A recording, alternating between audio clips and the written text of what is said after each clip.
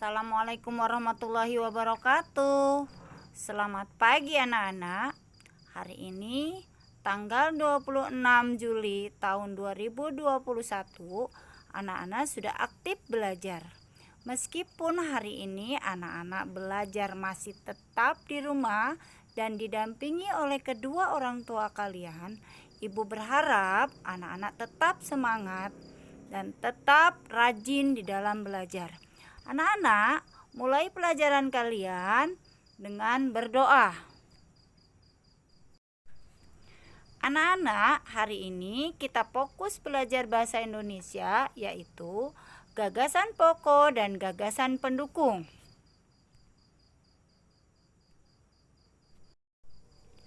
Tujuan dari pembelajaran hari ini adalah siswa dapat memahami apa yang dimaksud dengan gagasan pokok.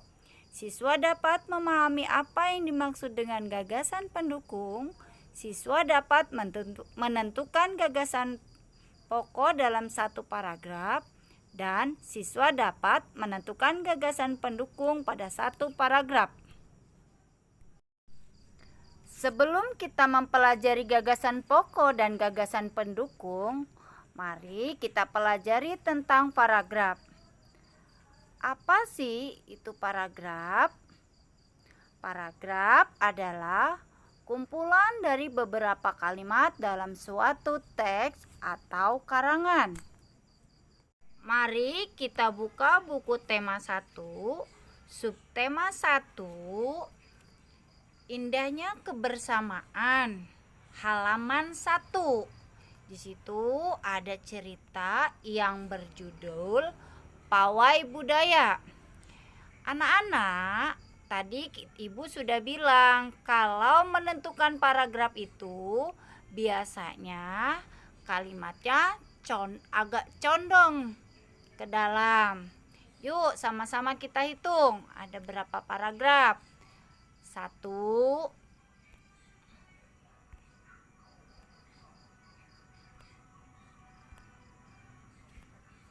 1, 2,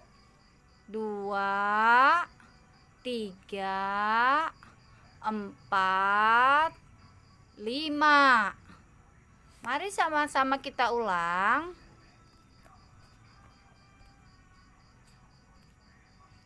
1,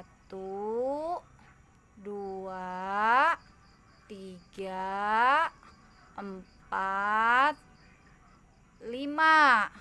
Jadi dalam cerita Pawai Budaya ini ada 5 paragraf. Setelah anak-anak mempelajari paragraf dan menentukan paragraf, mari kita lanjut dengan pelajaran inti kita, yaitu gagasan pokok dan gagasan pendukung. Yang pertama, gagasan pokok. Gagasan pokok adalah ide pokok atau gagasan utama yang merupakan inti yang sedang dibahas dalam suatu paragraf. Gagasan pokok biasanya terdapat dalam kalimat utama. Kalimat utama adalah kalimat yang menjadi inti atau dasar suatu paragraf. Gagasan pendukung.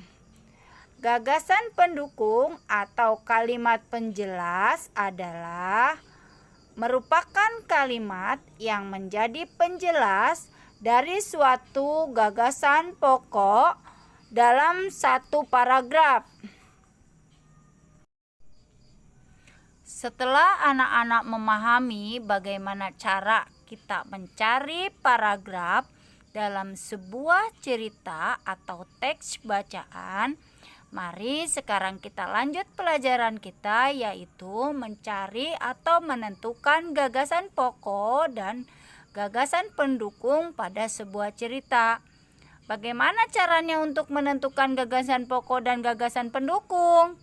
Yang pertama, anak-anak bisa mencari gagasan pokok. Kita harus menentukan terlebih dahulu kalimat utama. Yang kedua, Kalimat utama biasanya terdapat di awal atau di akhir paragraf. Bisa juga di keduanya. Jadi di awal dan di akhir sama kalimatnya. Untuk mencari gagasan pokok pada sebuah paragraf, kita kan harus menentukan kalimat utama. Lalu bagaimana cara mencari kalimat utama pada sebuah paragraf? Mari anak-anak, kita lihat ciri-ciri menentukan kalimat utama pada sebuah paragraf. Yang pertama, jika kalimat utamanya ada di awal paragraf, maka pada kalimat kedua biasanya terdapat kata ganti sebagai berikut. Kata yang diulang, kata ini atau tersebut. Terdapat kata ganti orang seperti ia, mereka, atau dia. Yang kedua, jika kalimat utamanya ada di akhir kalimat, maka pada kalimat terakhir biasanya ada kata oleh karena itu, oleh sebab itu, atau dengan demikian, atau juga kata jadi. Jika kalimat utama sudah ditemukan, maka gagasan pokoknya ada pada kalimat tersebut. Dapat ditulis satu kalimat sampai tanda baca titik atau kalimat intinya saja.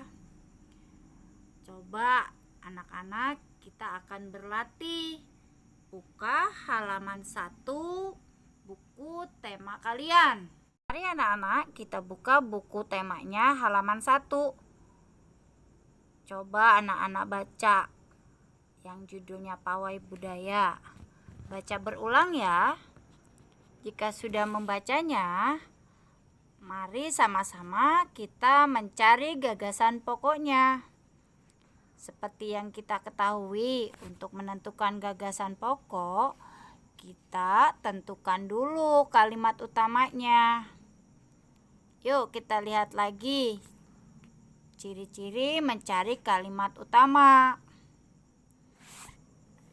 Jika kalimat utamanya di awal paragraf, maka pada kalimat keduanya biasanya terdapat pengulangan kata. Coba kita lihat kembali bacaannya. Yang pertama, apa bacaannya anak-anak? Nah, coba kalian lihat kalimat keduanya sama tidak?